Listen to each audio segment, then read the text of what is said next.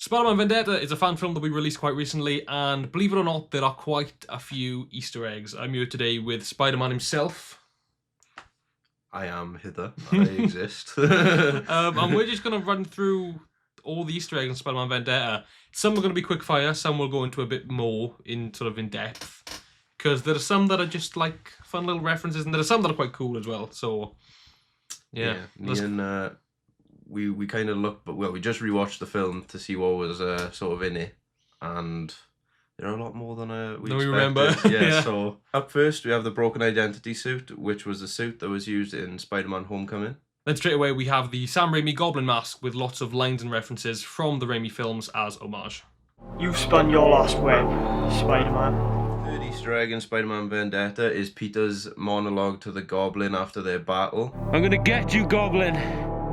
I'm gonna destroy you slowly, and when you start begging me to stop, I'm gonna remind you of one thing. You killed the woman I love. This is a direct quote from The Amazing Spider-Man 1-1, which I thought would be cool to put in it, because it's a proper moment, isn't it? Yeah. Like it's what we used for the trailers as like the underlying like voiceover, and then just to end with the "You killed the woman I love" is like it sets the tone. Iconic line. Yeah. Perfect for the film, obviously. Yeah. Because that's the thing, and throughout this you'll see that there are quite a few lines that have been like taken, and it's by no means stealing. It's like absolute like just paying homage to like why we're here making these.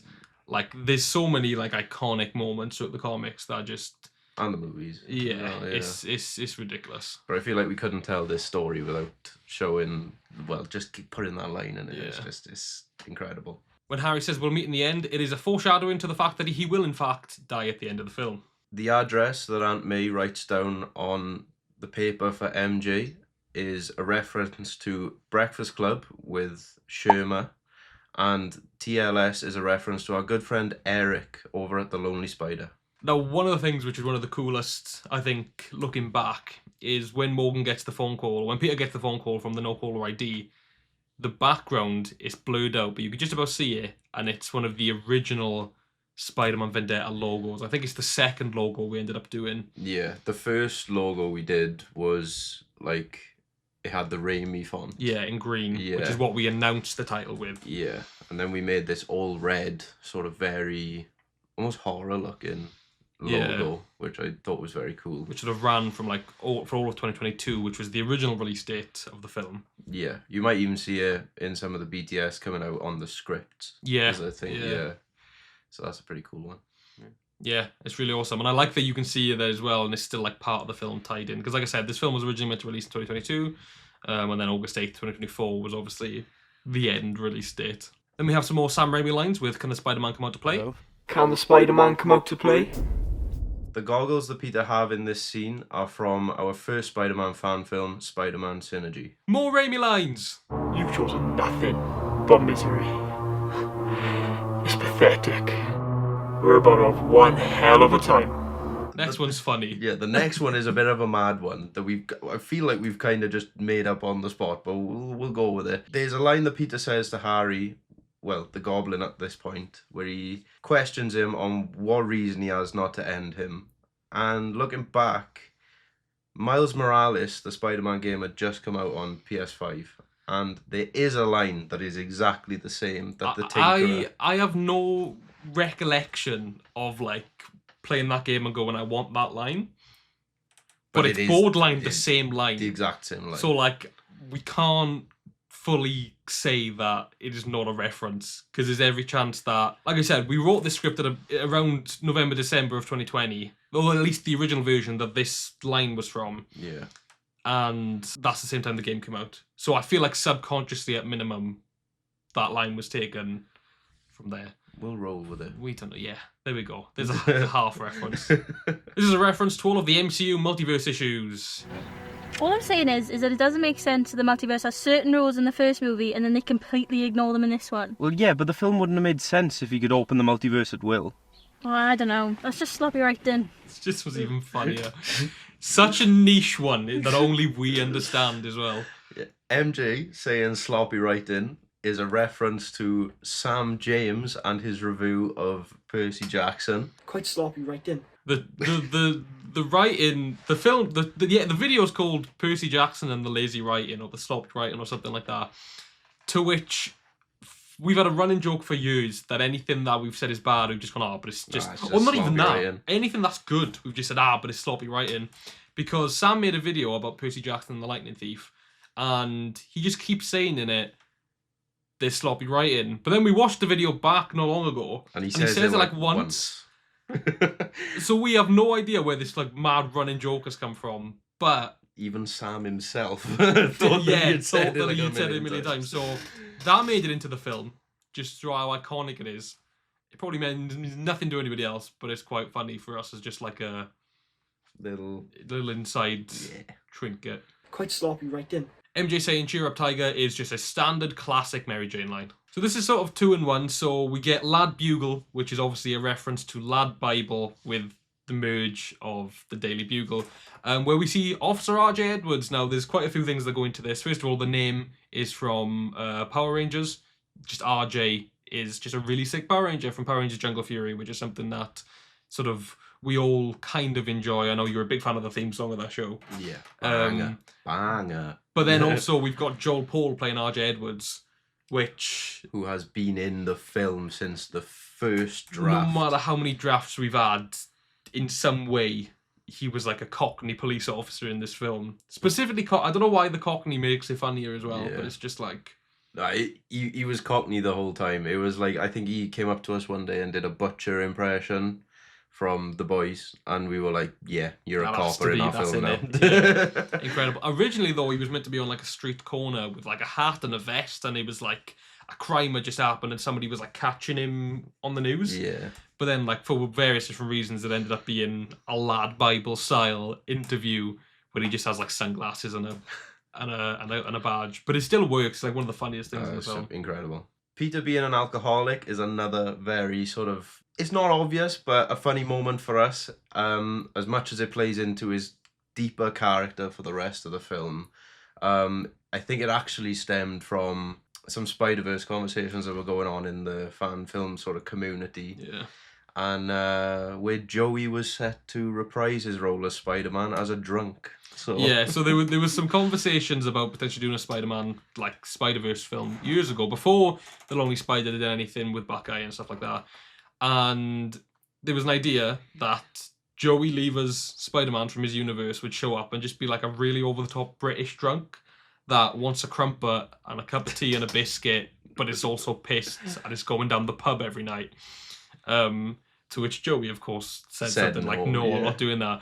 But we just thought that was funny, and we were like, let's make Peter an alcoholic, just for that little sort of like, because he's grieving, and like would have been, it shows the downfall still. Yeah, we wouldn't have just put it in there if it didn't make sense. Yeah. And we didn't really take it super far. We were just like, he's gone through a bit of a shit time. Yeah. Like. So yeah, that's the reasoning for that little, not the reasoning, but the inspiration for it. Aunt May talking about giving up on things we want most, even our dreams, is of course a reference to Raimi's Spider-Man 2 with the incredible Aunt May speech. The sketches of the web shooters in Peter's moving box are a reference to Broken Identity, where he couldn't afford the newer web shooters.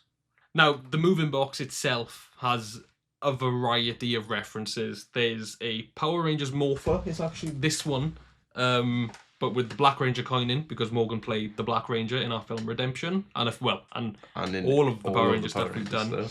There is a Breakfast Club Blu-ray, which is also behind Morgan up there, which is my favourite film of all time. Got it tattooed on me. Didn't have the time, but that had to go in there.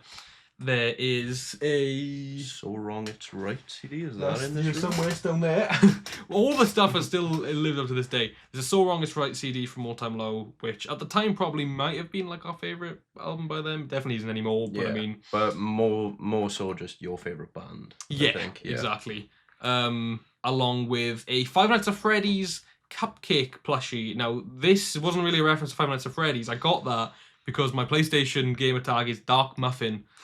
And that is that is it. There's also a Spider-Man keychain, which, I don't know, I suppose just a reference as to the fact that there is Spider-Man merch in that world, I guess. The Oscorp logo behind Norman Osborn is taken from The Amazing Spider-Man. On the TVs in Harry's base, you can see the film Hot Fuzz, the film The Breakfast Club, and the TV show Chuck. And those were all chosen because they're sort of collectively all of our favourite things. Sam is a massive fan of the Connected Trilogy and loves Hot Fuzz. Morgan is a massive fan of Chuck, the series. And of course, like I said, I'm a massive fan of Breakfast Club. But there's also, like, we all like them all. Like, we all love Hot Fuzz. Like, me and Morgan love Chuck. It's nice references just to kind of put some of our personality into the film. It's weird how each of them sort of like are like more so one of us. Yeah, like, we love them literally. all, but they're And then more so they've one all of got us. the iconic, like, this is the person that you'd link Yeah. with that thing. Yeah. Ted Hoffman, mentioned in the news report, is a direct reference to Hoffman from the Raimi trilogy. The hideout where Harry lives is actually 369 Film Studio, which is where a lot of Spider-Man Another World was set. On the bottom news bar in the news report, you can see references to Feast, Hawkeye, and even Tony Stark selling the Avengers Tower. Gwen's outfit is accurate to what she died in the comics. Purple skirt, black top, green jacket, and the headband. So talking about the suits, let's actually talk about the final and main suit for Spider-Man Vendetta is the classic suit from Spider-Man Insomniac Spider-Man on the PS4, which was crafted beautifully by RPC Studio, and Morgan spent a lot of money on. Oh, I did. And the lenses and the face shell were by Chibi Art Studios, which is also an incredible cosplay, yeah. Manufacturer, I Yeah. want to say. And we've had people come to us saying, oh, that suit looks like an RPC suit, but where did you get the lenses face from? shell, Because yeah. they do not look like RPC. So RPC on the suit, I outsourced. yeah, Chibi Art on the lenses, and it looks incredible. It does. Just does. It looks so good on camera. This rooftop was used in one of the montage scenes in Spider-Man Another World. Which brings us on to, of course, the cameo from Joey Lever. Now, this has a couple of special meanings. One is just that Joey is our friend, and he contributed a lot to helping us with this film. And we wanted to give him a cool cameo, and we did.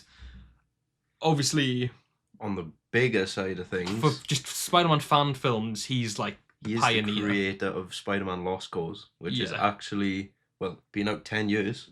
10 years, like this week we're filming, and it is the biggest Spider-Man fan film ever. It's got like 65 million views.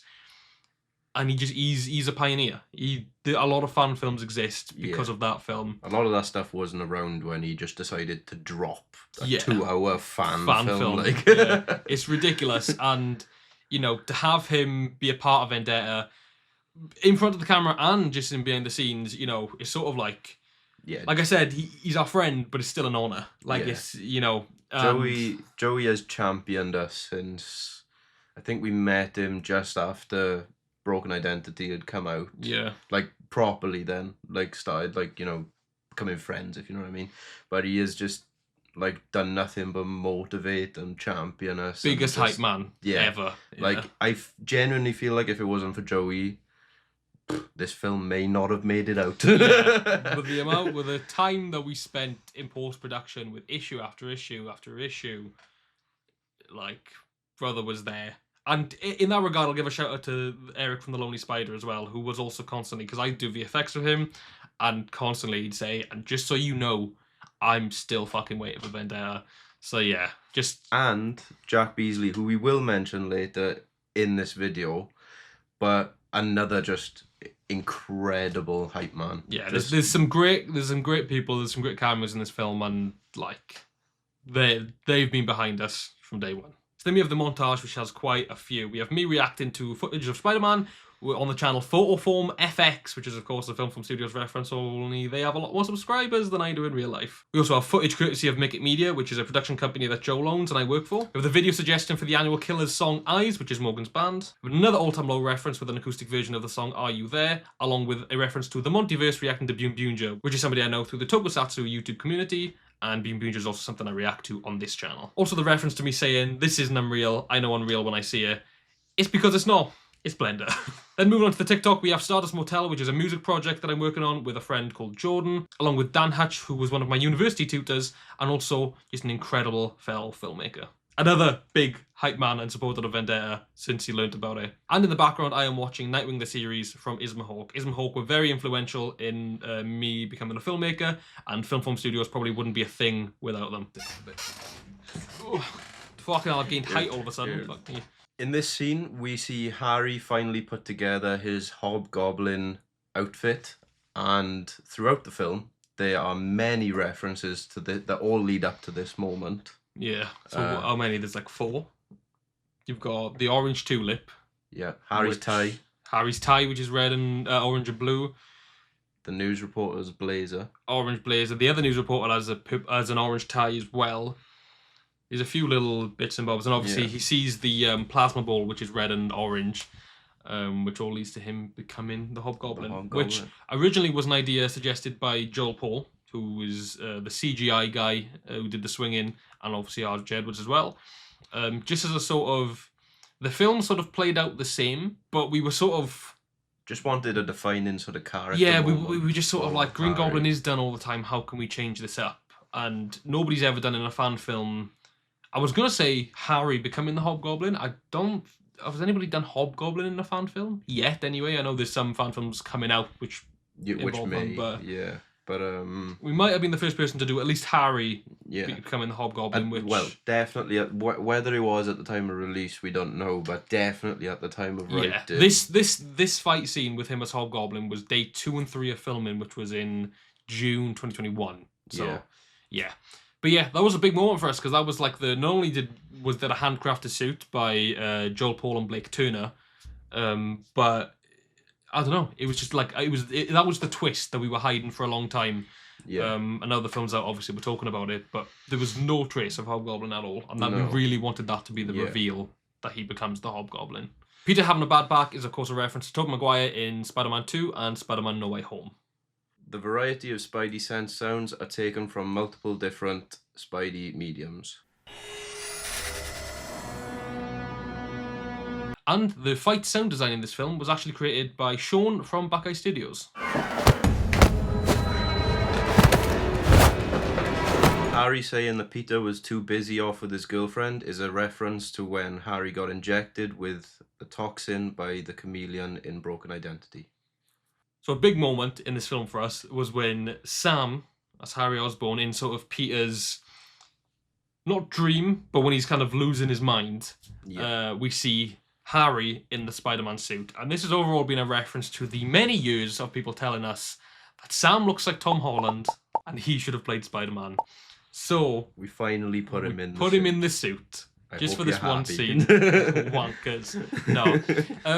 I'd say maybe less so now, but especially when Homecoming came out, because Synergy came out the same year as Homecoming, and younger Sam and younger Tom Holland look very similar. It was ridiculous, and everyone was like, that kid looks like Tom Holland. Now, if he puts his hair right and he's in the suit, people still come up to him. We were in Comic-Con the other day, and there was a kid who was like, he looked like Tom Holland. Well, bro, kid thought he was Spider-Man.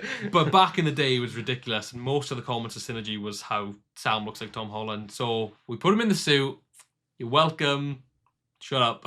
But it also serves as a great moment for Peter, because we obviously have anyone can wear the mask, and he's like, "Why are you so shocked to see me here?" Like, anyone can wear the mask. He's like, yeah, but you're also a knobhead. You're also a wrong one. Yeah. So obviously we have Harry saying, this was my dad's work, all my dad's plans, it was all him. This is sort of a in-community reference. A lot of fan films do the arc where Harry becomes the Green Goblin, like we did. But, Norman's dead, Harry's the Goblin. It's a bit overdone, which is why, like I said, we moved on to Hobgoblin. But it's also just we wanted to change it up a bit where Norman isn't dead, and Norman was working on plans for the Green Goblin with a glider and all the tech. Similar to a suit around the world from Age of Ultron. Just sort of like, I don't know, just like a protection sort of thing. Like, because military tech. He announces the Oscorp protection program in the film, and it's all meant to just be in that sort of way of like, he's trying to do better in the world. And then Harry takes those plans and thinks he's helping but isn't, and is also like, the Green Goblin is like taking over his brain, so he's doing the wrong thing basically, rather than the standard Norman's dead, Harry's a goblin. Yeah. Jack Beasley showing up as Eddie Brock is obviously a reference to Eddie Brock in Another World, also played by Jack Beasley, who we were just so excited to get in the film. Yeah, like we said earlier, a champion throughout all of this. We were thinking, I think in multiple drafts, we were going to cast him as someone else so that we could maybe I don't know, try and do something with it, but we were ultimately like, no, he has to be Eddie Brock. Yeah.